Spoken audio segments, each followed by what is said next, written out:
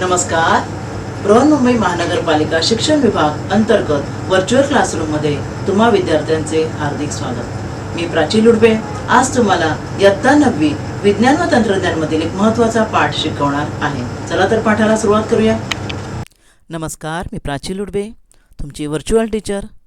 आज तुम्हाला शिकवणार आहे इयत्ता 9वी विज्ञान व तंत्रज्ञान मधील एक महत्त्वाचा 12वा पाठ, तो म्हणजे ध्वनीचा अभ्यास, द स्टडी ऑफ साऊंड. ध्वनीबद्दल आपण मागील इयत्तामध्ये बरीच माहिती घेतलेली आहे. ध्वनी म्हणजे काय? आवाज. ध्वनी ही एक प्रकारची ऊर्जा आहे, हेही आपल्याला माहिती आहे. अनेक ऊर्जांच्या प्रकारापैकी ध्वनी ही एक ऊर्जा आहे. कारण बघा, आपल्या घरातल्या खिडक्यांची तावदानं जर त्यांच्यावर जोराचा आवाज झाला किंवा एखादा फटाक्याचा धमाका झाला तर खिडक्यांची तावदानं हलतात, बरोबर ना, हादरतात. म्हणजे ध्वनीमध्ये सुद्धा एक प्रकारची शक्ती आहे. काही लहान मुलांची खेळणी असतात की ती आवाजाबरोबर काय होतात, ती खेळणी चालतात किंवा काम करतात. ध्वनी ही एक ऊर्जा असून ती आपल्या कानात ऐकण्याची संवेदना निर्माण करते.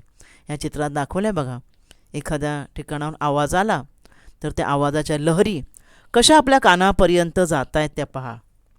ह्या लहरी आहेत, म्हणजे ध्वनी ज्या आहेत तरंगाच्या लहरींच्या रूपात निर्माण होतो. ध्वनी ऊर्जा जी आहे ना, लहरींच्या रूपात.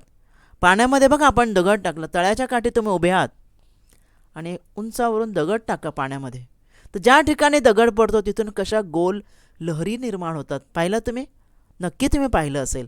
आणि नसेल पाहिलं तर नक्की तुम्ही गावाला वगैरे गेलात की एक दगड टाकून बघा, तिथून तुम्हाला वेव्ज निघताना दिसतील.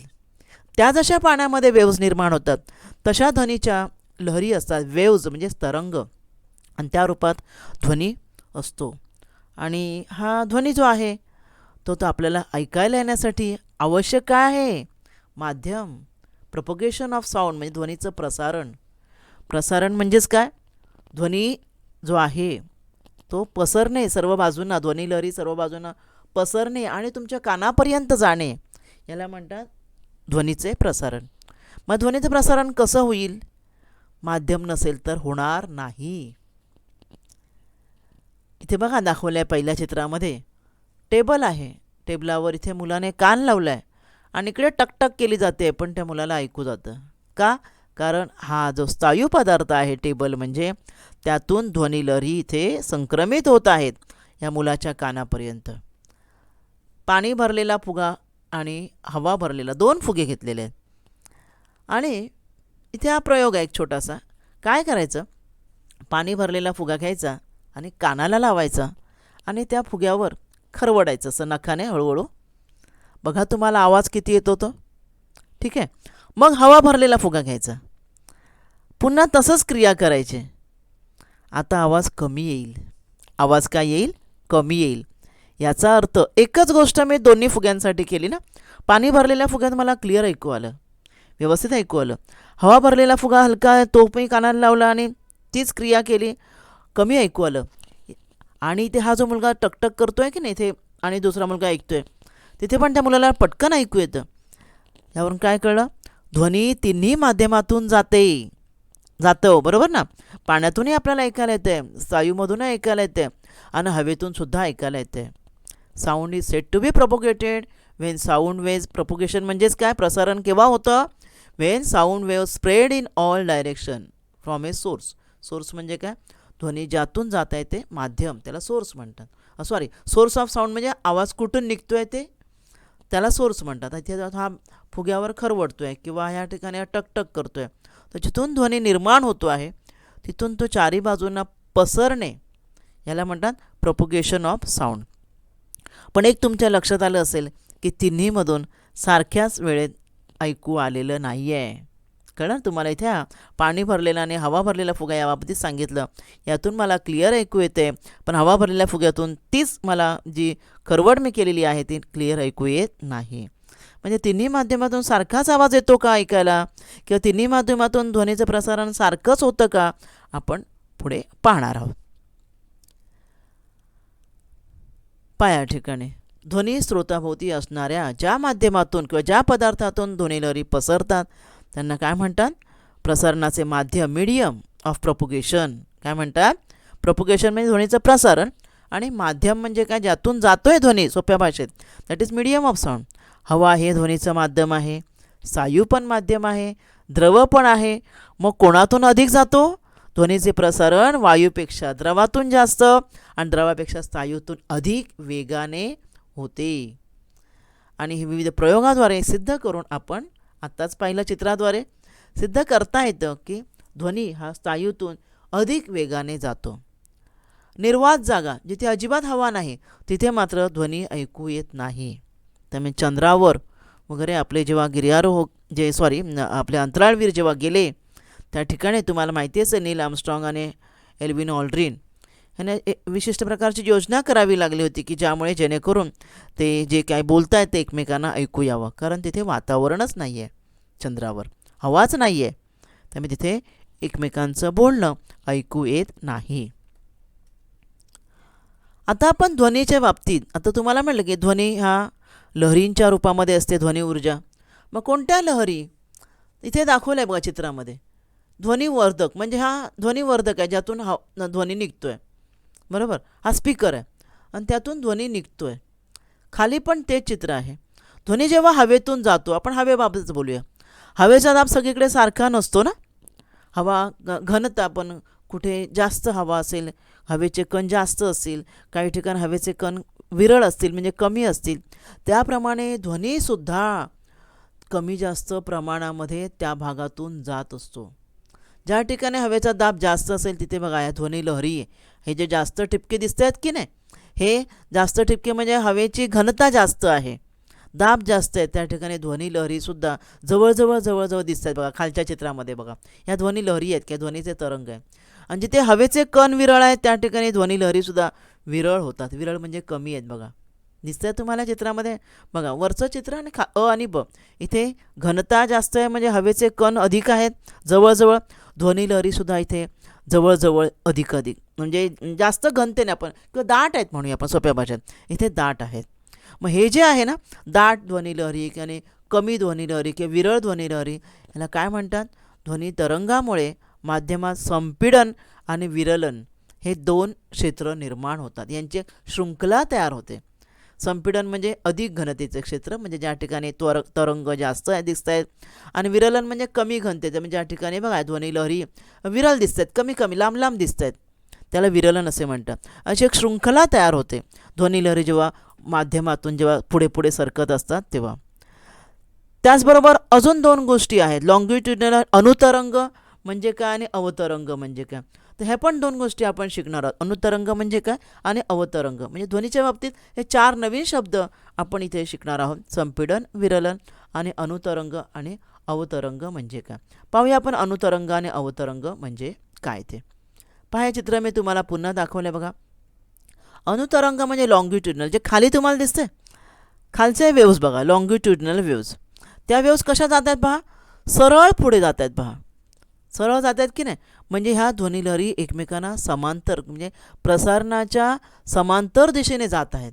माध्यमाच्या कणांचे दोलन जे होते किंवा तरंग जे निर्माण होते आहेत ते आपल्या मध्यस्थितीपासून, ही मध्यस्थिती म्हणजे जिथून ध्वनी सुरू झाला ना तिथून मध्यस्थितीच्या आजूबाजूस जेव्हा तरंग प्रसारणाच्या समांतर दिशेने जात असतात म्हणजे सरळ ध्वनी जात असल्यासारखं तुम्हाला दिसते बघा, तेव्हा अशा तरंगांना ह्या ज्या वेव्ज आहेत, तरंग म्हणजे वेव्ज, त्यांना लॉंगिट्युडिनल वेव्ज किंवा अनुतरंग असे म्हणतात.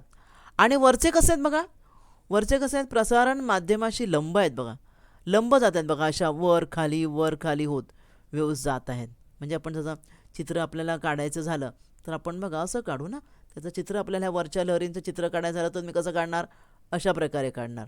मग हे जे आहे हे काय झालं, हे माध्यम हे जे त्यांचं माध्यम जिथून सुरुवात झाली ते असं झालं, बरोबर. कसं दिसतंय बघा, आता ही माध्यमाशी लंब दिशेने दिसत आहे की नाही तुम्हाला.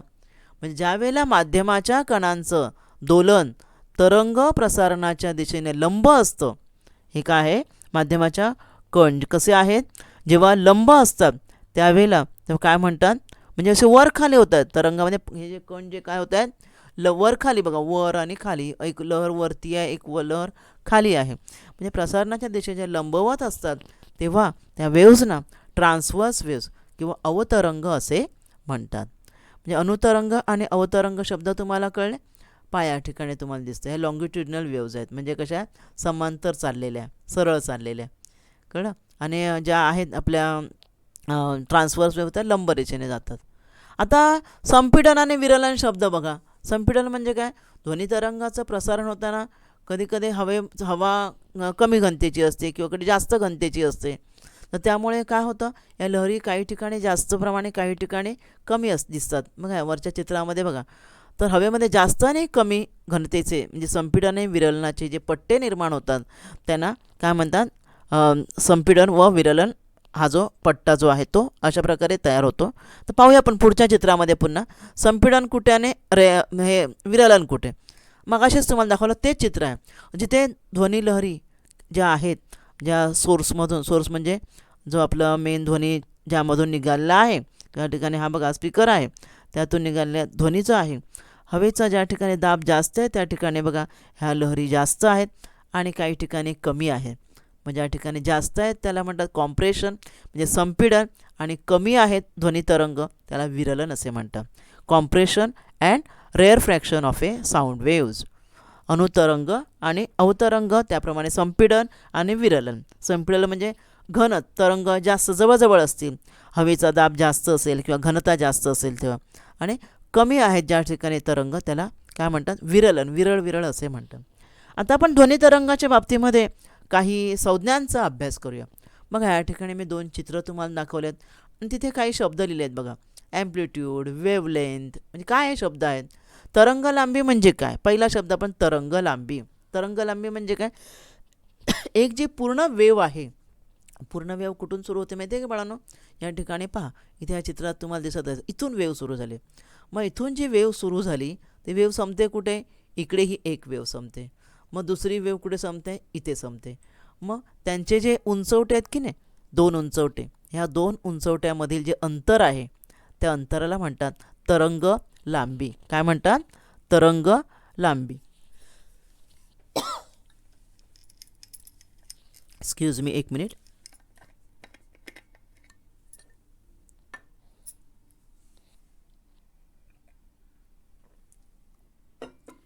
तरंग लांबी असे म्हणतात. त्यानंतर मग आपण पाहूया आयाम, ॲम्प्लिट्यूड. ॲम्प्लिट्यूड म्हणजे काय, तर मूळ स्थितीपासून जास्तीत जास्त अंतर, ती लहर जी आहे ती किती उंच गेलेली आहे. मूळ स्थिती म्हणजे कोणती, ही आहे मूळ स्थिती. मग ह्या मूळ स्थितीपासून ही किती उंच गेलेली आहे ती जी लाट जी आहे ती, तर त्या अंतराला, ह्या लंब अंतराला म्हणतात आयाम. 2 हे उंचवट्यामधील अंतराला म्हणतात वेव्हलेंथ, लॅम्बडा. वेव्हलेंथला अक्षर काय आहे, लॅम्बडा, तरंग लांबी. आता वारंवारता, फ्रिक्वेन्सी म्हणजे काय, आणखी तरंग लांबी लॅम्बडा या अक्षरांनी दाखवतात. फ्रिक्वेन्सी न्यू ह्या फ्रिक्वेन्सीला अक्षर आहे न्यू. फ्रिक्वेन्सी म्हणजे काय, तर एका सेकंदात किती तरंग होतात. आपण बघा हे घटक किंवा ह्या ज्या संज्ञा आहेत त्या मागील इयत्तेमध्ये आपण शिकलेलो आहोत, आपण त्याची उजळणी करत आहोत. एका सेकंदात किती, आता बघा तुम्हाला मी सांगितलं ही एक लहर कुठून सुरू होते, इथून सुरू होते ती इथपर्यंत ना, किंवा एक तरंग, बरोबर. मग त्यानंतर ही दुसरा तरंग सुरू होतो इथपर्यंत. मग एका सेकंदात मग अशा किती लहरी होतील, तर एकूण लहरी किंवा एकूण तरंगांना काय म्हणतात, फ्रिक्वेन्सी, वारंवारता असे म्हणतात. आणि ही वारंवारता न्यू ह्या अक्षराने दाखवतात. त्यानं तरंग काल. मग तरंग काल म्हणजे काय, तर पहा, माध्यमातील एका बिंदूपाशी एक आवर्तन पूर्ण होण्यास लागणारा जो वेळ आहे त्याला तरंग काल असे म्हणतात. तुम्हाला फ्रिक्वेन्सी म्हणजे काय सांगितलं, एका सेकंदात होणारे तरंग. आणि तरंग काल म्हणजे काय, की एक आवर्तन पूर्ण होण्यास लागणारा काळ. म्हणजे एक आवर्तन म्हणजे लक्षात आलं असेल ना तुमच्या, इथे जे तुम्हाला सांगितलं की इथून जे आवर्तन सुरू होतं ते इथपर्यंत.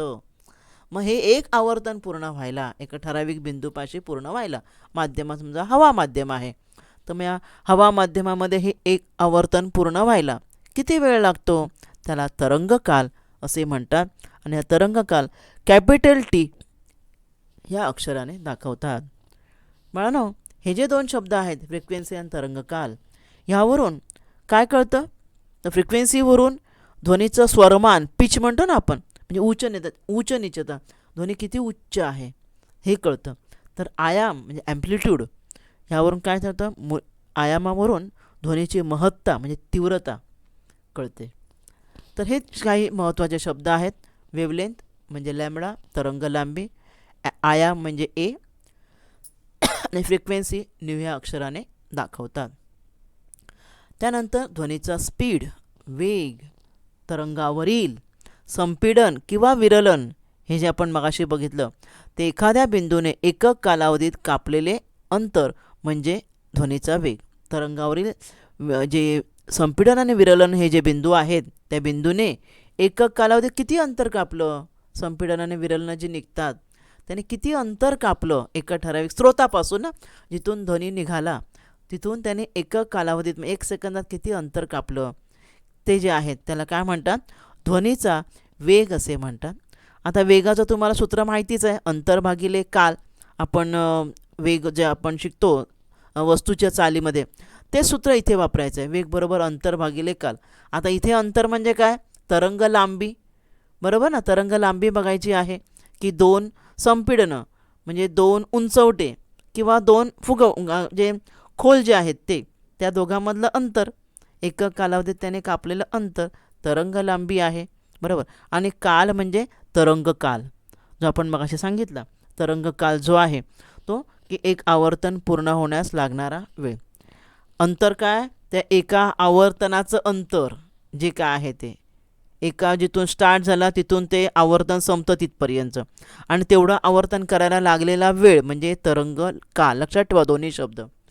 तरंग लांबी लॅम्बडा आहे, तरंग काल 1/t आहे. आता 1/t म्हणजे न्यू ना, न्यू हे अक्षर कशाला दिलेलं आहे? तरंग काल सॉरी कॅपिटल टी, आपण 1/t बरोबर न्यू असतं. न्यू म्हणजे काय? फ्रिक्वेन्सी. न्यू म्हणजे काय? फ्रिक्वेन्सी. आणि त्यामुळे इथे हा सूत्र काय आलं बघा, व्ही. इथे व्ही लिहिलेलं आहे पहा या ठिकाणी. हे व्ही बघा ह्या सूत्रामध्ये व्ही बरोबर न्यू. न्यू कोणाबद्दल आलं? 1/t बद्दल आलं. हा इथला 1/t आपण जर वेगळा केला, म्हणजे ह्याचं मी या ठिकाणी लिहिते पहा, 1/t जर आपण वेगळा केला 1/t गुणिले लॅम्बडा, तर 1/t बद्दल इथे न्यू टाकलं आहे आणि त्याच्या गुणिले काय आलं? त्याला लॅम्बडा आलेलं आहे. म्हणजे व्ही बरोबर न्यू इंटू लॅम्बडा हे आपल्याला सूत्र मिळालं आहे. मग व्ही म्हणजे काय? तर ध्वनीचा वेग बरोबर न्यू म्हणजे काय? लॅम्बडा तरंग लांबी आणि न्यू म्हणजे वारंवारता ना, म्हणजे फ्रिक्वेन्सी इंग्रजीमध्ये. तर ध्वनीचा वेग बरोबर वारंवारता गुणिले तरंग लांबी हे आपल्याला सूत्र मिळालेलं आहे. आणि ह्या सूत्रावर आधारित आपल्याला उदाहरणंसुद्धा पुढे करायची आहेत. हां, तर मग ध्वनीचा वेग किती असतो? ध्वनीचा हवेतील वेग जो आहे 346 मीटर प्रति सेकंद इतका आहे. आणि मगाशीच तुम्हाला सांगितलं, तर बाह्य चित्रामध्ये तुम्हाला दिसेल ध्वनीचा कुठे वेग, कुठे पटकन ध्वनी जातोय बघा. सॉलिडमध्ये बघा पटकन गेलं, लिक्विड नंतर आणि गॅस एकदम हळूहळू. हे चित्र काय दाखवत आहे की ध्वनीचा वेग कोणामध्ये सर्वात जास्त आहे? ती काळी पट्टी जी आहे पडली तिच्यापासून ध्वनी निघाला, तर सॉलिडमध्ये पटकन पोचला बघा शेवटच्या बिंदूपर्यंत, आणि गॅसमध्ये सर्वात शेवटी. म्हणजे ध्वनीचं प्रसारण जे आहे ते धातूमधून सर्वात लवकर होतं, त्यानंतर लिक्विडमध्ये, त्यानंतर गॅसमध्ये. म्हणजे सारख्याच भौतिक स्थितीत असलेल्या माध्यमातील ध्वनीचा वेग सर्व वारंवारता करता सारखाच असतो. सारखीच भौतिक स्थिती. भौतिक स्थिती म्हणजे काय? तर ते पदार्थ कुठला आहे, ध्वनी ज्याच्यातून जात आहे, स्थायू आहे, द्रव आहे की वायू आहे, तर एकच प्रकारचं असेल तर वारंवारता सारखी असेल. वारंवारता म्हणजे काय माहिती आहे ना तुम्हाला? वारंवारता म्हणजे किती एका सेकंदामध्ये जे झालेले आहेत ध्वनिलहरी त्या. पण स्थायू माध्यमापासून वायू माध्यमापर्यंत मात्र ध्वनीचा वेग कमी कमी होत जात आहे. माध्यम बदललं तर मात्र वेग कमी कमी होत जात आहे. जर आपण कोणत्याही माध्यम तापमान जर वाढवलं ना तर मात्र ध्वनीचा वेगसुद्धा वाढतो. पहा या ठिकाणी मी तुम्हाला चित्र दाखवलं आहे. ह्या चित्रात काय दिसतं आहे? स्थायूचे कण आणि द्रवाचे कण बघा किती जवळजवळ आहेत, बरोबर ना. आणि वायूचे कण लांब लांब असल्यामुळे वायूच्या कणांमधून पहा या ठिकाणी ध्वनीला पास व्हायला, ध्वनीचं प्रसारण व्हायला, पास व्हायला म्हणजे प्रसारण व्हायला वेळ बघा किती लागत आहे, है ना. त्यामुळे वायुमाध्यमातून जेव्हा ध्वनी लहरी जातात त्यांचा वेग ह्या भौतिक स्थितींवर अवलंबून असतो. मग कोणकोणत्या भौतिक स्थिती आहेत त्या? वायूचं तापमान जर जास्त असेल तर काय होणार आहे? तापमानाशी समप्रमाणामध्ये असणार आहे. कळलं ना? कारण तापमान वाढलं की ध्वनीचा वेग वाढतो, आपण पाहिलं. घनता आणि रेणुभार या 3 भौतिक स्थितीवर ध्वनीचा वेग कसा अवलंबून असतो पाहूया आपण पुढील भागात. यावर तुम्हाला प्रश्न येऊ शकतो, ध्वनीचा वायूमधील वेग स्पष्ट करा. कसा असतो ध्वनीचा वायूमधील वेग? तर ह्या 3 गोष्टीवर अवलंबून असतो. आत्ताच मी सांगितलं. पहिलं तापमान. ध्वनीचा वेग माध्यमाच्या तापमान म्हणजे टेम्परेचर आहे ते, टी हा टेम्परेचर आहे, तरंगकाल नाही. वर्गमूळाच्या समानुपाती असतं. म्हणजे तापमानचं वर्गमूळ काढायचं आणि त्याच्या समप्रमाणात. म्हणजे तापमान चौपट झालं तर काय होणार आहे? ध्वनीचा वेग दुप्पट होणार आहे. सूत्र बघा, व्ही वर्गमूळाच्या समानुपाती ना, व्ही समप्रमाणात वर्गमुळात टी. घनता म्हणजे रो हे अक्षर घनतेसाठी, डेन्सिटीसाठी. बरोबर. ध्वनीचा वेग हा माध्यमाच्या घनतेच्या वर्गमुळाच्या व्यस्त प्रमाणात असतो. बघा, हवा जेवढी घन असेल, मग असेच तुम्हाला सांगितलं, तेव्हा ध्वनी लहरी तेवढ्या काय होतात? ध्वनीचा वेग कमी होतो. कळलं ना? म्हणजे घनता चौपट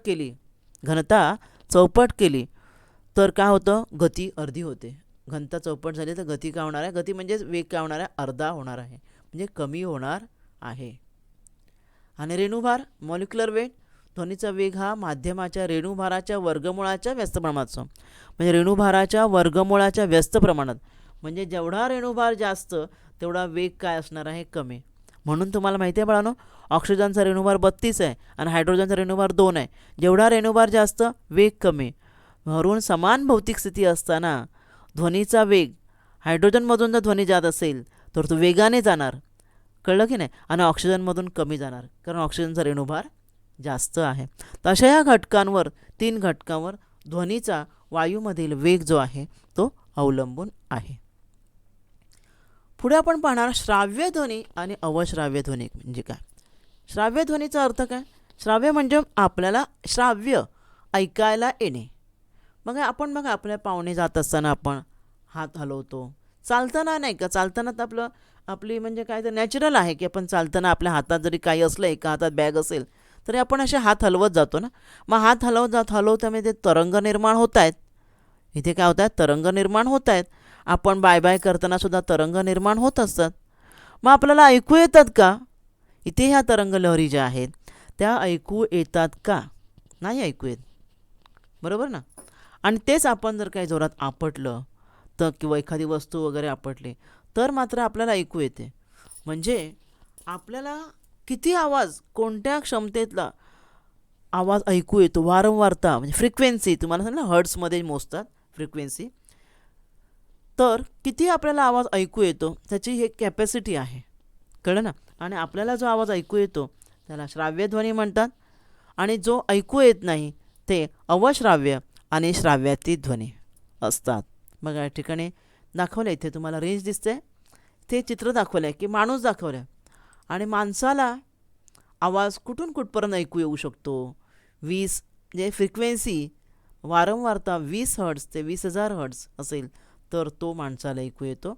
20 हर्ट्सपेक्षा कमी असेल तर तो हत्ती वगैरे अशा प्राण्यांना ऐकू येतो.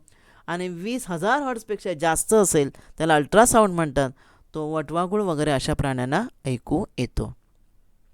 घेऊया आता आपण त्याची माहिती. पहिलं ऑडिबल साऊंड.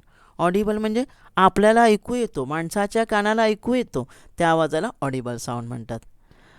तर कोणता आवाज आहे? 20 ते 20,000 हर्ट्स या दरम्यानच्या वारंवारता ध्वनी जो आहे तो माणसाच्या कानाने ऐकू येतो. कळलं का? आणि त्याला श्राव्य ध्वनी असे म्हणतात, ऑडिबल साऊंड. ठीक आहे. आणि मग दुसरा कुठला आता? अवश्राव्य, इन्फ्रासोनिक साऊंड. अवश्राव्य म्हणजे काय? इन्फ्रासोनिक साऊंड, जो माणसाच्या कानाला ऐकू येत नाही. कुठून? 20 हर्ट्सपेक्षा कमी वारंवारता, फ्रिक्वेन्सी किती? लेस दॅन 20 हर्ट्स. तो हा आवाज माणसाचा कान ऐकण्यास असमर्थ असतो. त्याला काय म्हणतात? इन्फ्रासोनिक साऊंड म्हणतात. आणि हा 20 हर्ट्सपेक्षा कमी वारंवारतेचा ध्वनी जो आहे तो कोण ऐकू शकतो? वेल, मासे जे पाण्यातले आहेत, हत्ती, गेंडा हे प्राणी काढतात. हे प्राणी काय करतात, हा इन्फ्रासोनिक साऊंड काढतात. कळलं ना. त्या पुढचा हाच आहे, इन्फ्रासोनिकच आहे. हे बघा, दोलकाचं जे दोलन होत असतं किंवा भूकंप होतो, किती कमी साऊंड आहे बघा. म्हणजे किती ध्वनिलहरी बघा, 20 हर्ट्झपेक्षा कमी आहेत एका सेकंदामध्ये होणाऱ्या. कळलं ना. आणि ह्यांचा जो आवाज आहे, घड्याळाचा दोलक हलत असतो किंवा ध्वनी अर्थक्वेक जेव्हा होतो त्यावेळेला तो आवाज आपल्याला ऐकू येत नाही. कळलं ना. ध्वनी जे भूकंपाची जी कंपने निर्माण होतात ती 20 हर्ट्झपेक्षा कमी वारंवारतेची असतात आणि त्यामुळे ती आपल्याला ऐकू येत नाहीत. इन्फ्रासोनिक किंवा इन्फ्रासाऊंड. आणि आता तिसरा श्राव्यातीत. हाही आपल्या ऐकण्याच्या पलीकडे श्राव्यातीत. श्राव्य म्हणजे आपण ऐकू शकतो, श्राव्यातीत त्याला म्हणतात अल्ट्रासाऊंड. मग हा कुठला, अल्ट्रासाऊंडही आपण ऐकू शकत नाही. हा 20,000 हर्ट्झपेक्षा जास्त. मानवी कान 20,000 हर्ट्झपेक्षा जास्त आवाजही ऐकू शकत नाही. त्याला श्राव्यातीत म्हणतात, अल्ट्रासोनिक. हे कोण ऐकू शकतात, कुत्री, वटवाघळं, उंदीर, डॉल्फिन हे प्राणी हा आवाज ऐकू शकतात. कळलं ना. म्हणून कधी कधी बघा कुत्री वगैरे वेगळ्या आवाजामध्ये ओरडत असतात. किंवा वटवाघळं काय करतात, त्या कुत्रीच्या वेगळ्या आवाजामध्ये ओरडतात. म्हणजे काय, तो अल्ट्रासाऊंड असतो की जो त्यांना ऐकायला येतो. हे बघा, वटवाघळं काय करतात, या चित्रामध्ये तुम्हाला दिसतंय. वटवाघळं रात्रीच्या वेळेला, वटवाघळांना तुम्हाला माहिती आहे डोळ्याने दिसत नाही. मग काय करतात वटवाघळं, रात्रीच्या वेळेला ते अल्ट्रासोनिक साऊंड ते सोडतात. कळलं ना. आणि मग तो त्यांचा अल्ट्रासोनिक साऊंड ज्या वस्तूवर जाऊन पडतो तिथून त्याचं परावर्तन होतं. जसं ध्वनीचं प्रकाशाचं परावर्तन शिकलो ना आपण, तसं बघा साऊंड त्या वस्तूपर्यंत जातो आहे. आता मग त्या साऊंड चारी बाजूनं जातो. मग जिकडे त्याचं प्रे म्हणजे त्यांचं भक्ष्य आहे त्याच्यावर आदळून तो आवाज परत येतो आहे पहा, दिसतोय. आणि मग त्या वटवाघळा वस्तूची जाणीव होते. म्हणजे असं म्हणतात त्यामुळे वटवाघूळ जे आहे ह्या श्राव्यातीत ध्वनीच्या मदतीने डोळ्यांनी पाहण्याऐवजी कानानेच पाहते. कळलं ना. म्हणजे कानाने त्याला कळतं, रिफ्लेक्स साऊंड आला पुन्हा रिटर्न होतो ना, त्या ठिकाणी भक्ष्य आणि त्या ठिकाणी मग वटवाघूळ काय करतं, आपली झेप घेतं. म्हणजे हा वटवाघळं जे आहेत की ना, डॉल्फिन, ही श्राव्यातीत ध्वनी निर्माणही करू शकतात. ऐकू तर शकतात, शिवाय त्याबरोबर ते निर्माणसुद्धा करू शकतात. तर ह्या श्राव्यातीत ध्वनीचे म्हणजे अल्ट्रासाऊंडचे उपयोग कुठे कुठे होतात.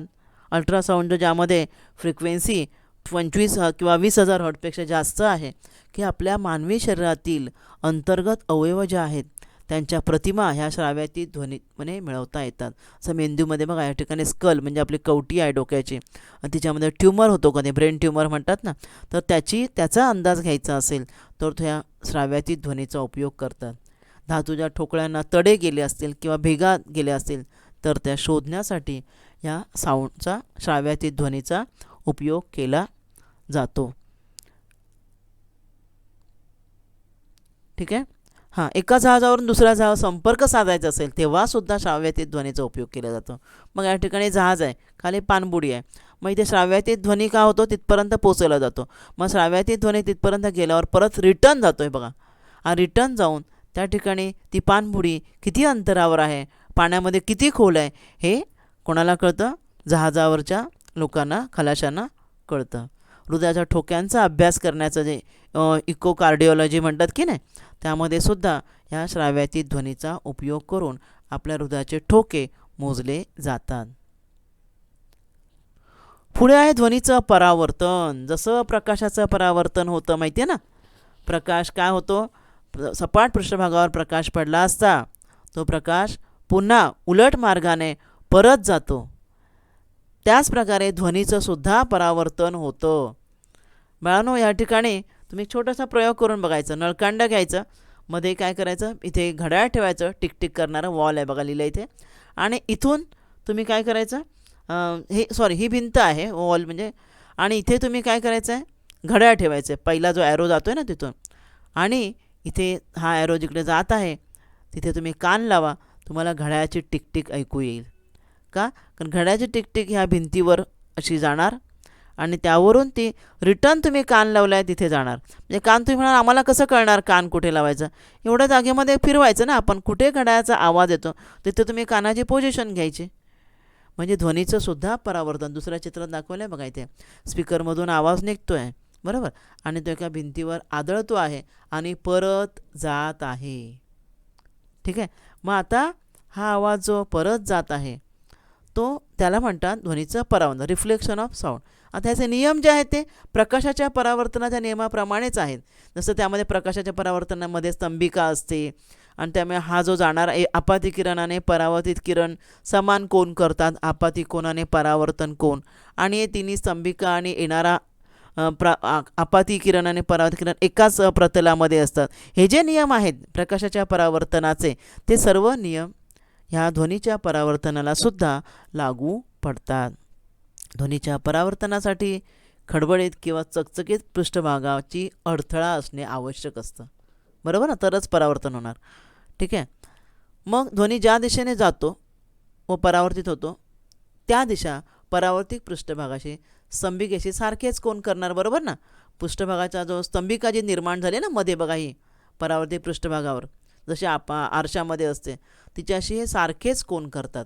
कुठला ध्वनी ज्या दिशेने जातो तो आणि परावर्तित होणारा ध्वनी हे दोन्ही सारखेच कोन करतात आणि एकाच प्रतलामध्ये असतात. म्हणजे प्रकाशाच्या परावर्तनाचे नियम इथे लागू होतात. आता कोणत्या रिफ्लेक्शन कुठल्या पृष्ठभागावरून ध्वनीचं परावर्तन होतं त्यावर अवलंबून आहे चांगले परावर्तक आणि अयोग्य परावर्तक. बघा त्या ठिकाणी मुलगी दाखवली आहे, गिटार वाजवते, त्याच्यामधून जो ध्वनी निघतो आहे इथे हा पृष्ठभाग जर चांगला पृष्ठभाग असेल म्हणजे एखादा कठीण पृष्ठभाग पाहिजे आणि त्या पृष्ठभागावर गुळगुळीत पाहिजे आणि कठीण पृष्ठभाग पाहिजे तर त्यावर तो ध्वनी असं बघा इथे दिसतं तुम्हाला, इथे पडला आहे, तो इथे गेला आहे, ह्या भिंतीवरून ह्या ठिकाणाहून कुठे गेलेला आहे, ह्या ठिकाणाहून इथे गेलेला आहे आणि ह्या भिंतीवरून परत ह्या बाजूला आलेला आहे. म्हणजे दोनदा परावर्तन झालं आहे बघा. म्हणजे ह्या बाजूला आल्यावर त्या मुलीला ऐकू पण येईल. म्हणजे एखाद्या परावर्तकापासून ध्वनी परावर्तित होताना तो किती प्रमाणात परावर्तित होतो यावरून तो परावर्तक चांगला आहे की अयोग्य आहे ते ठरवतात. कठीण व सपाट पृष्ठभाग जर असेल त्यावरून ध्वनीचं परावर्तन चांगलं होतं. पण कपडे, पेपर, चटई, पडदे म्हणजे खडबडीत पृष्ठभाग ना, जसं प्रकाशाचं पण परावर्तन त्यावरून होत नाही बघा ना. आपण नियमित आणि अनियमित परावर्तन हे दोन शब्द आपण शिकलो. तसं इथे हे असे खडबडीत पृष्ठभाग जर असतील तर त्यांच्यावरून ध्वनीचं परावर्तन न होता ध्वनी उलट त्यांच्यामध्ये शोषला जातो आणि म्हणून त्यांना अयोग्य परावर्तक असे म्हणतात. हे बघा या ठिकाणी चित्रात दाखवलेलं आहे good and bad reflectors of sound. हे बघा हे दाखवले हे काय चांगलं रिफ्लेक्ट म्हणजे एकदम कठीण आणि गुळगुळीत पृष्ठभाग आहे. पण हे चादर असेल, हे पेपर बंडल्स आहेत, प्लेन पेपरवरून चांगलं होईल, किंवा रजई आहे, हे कसे आहेत बॅड रिफ्लेक्टर्स ऑफ साऊंड. कळलं तुम्हाला? तर आज आपण या भागामध्ये काय पाहिलेलं आहे, श्राव्य ध्वनी, अवश्राव्य ध्वनी, श्राव्यातीत ध्वनी, ध्वनीचे परावर्तन आणि ध्वनीचा वेगवेगळ्या माध्यमामध्ये असलेला वेग याची माहिती घेतलेली आहे. या भागात आपण आज इथेच थांबूया. धन्यवाद. आज आपण या भागात इथेच थांबूया. माझा व्हिडिओ आवडला असेल तर लाईक करा, शेअर करा आणि असे अनेक एज्युकेशनल व्हिडिओ पाहण्यासाठी MCGL व्हर्च्युअलच्या चॅनेलला सबस्क्राईब करा. धन्यवाद.